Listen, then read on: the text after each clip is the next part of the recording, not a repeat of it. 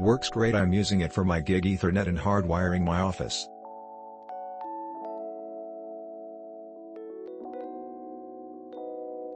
Have it installed in our basement right under our stairs and it feeds the rest of the house.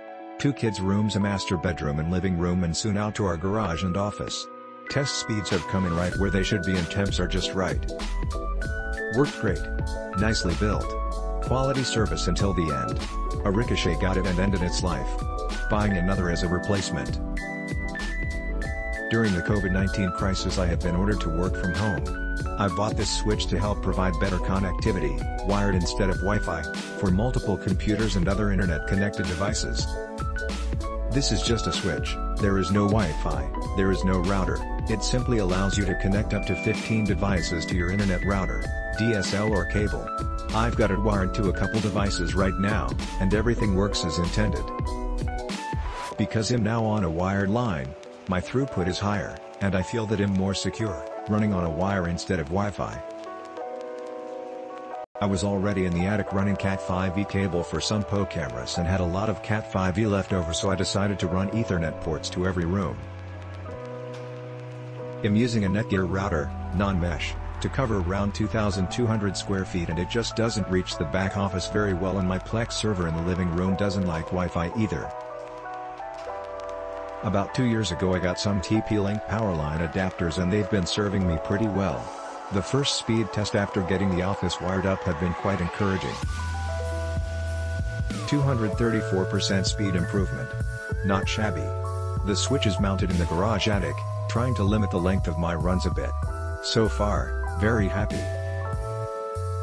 I purchased this unit specifically to rack mount it and read in the review queue, does it come with wall mounting bracket? Answer this question. It comes with 2 L-shaped brackets and mounting screws. The brackets work in a standard rack mount system, or, if you rotate and attach them facing the bottom of the switch, you can mount the switch to a wall. Same brackets do both. Aaron H. Middle. 1 year ago, but it is not rack mountable and has no provisions for rack mounting, screw holes on the side too.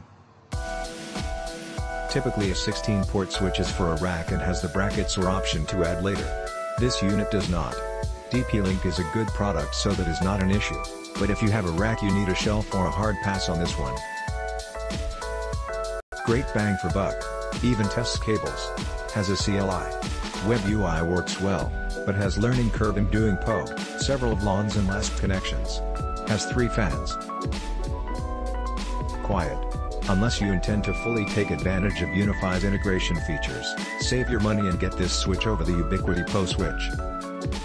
Updated comments. Deck 2019. I purchased another and got lucky with version 2 hardware.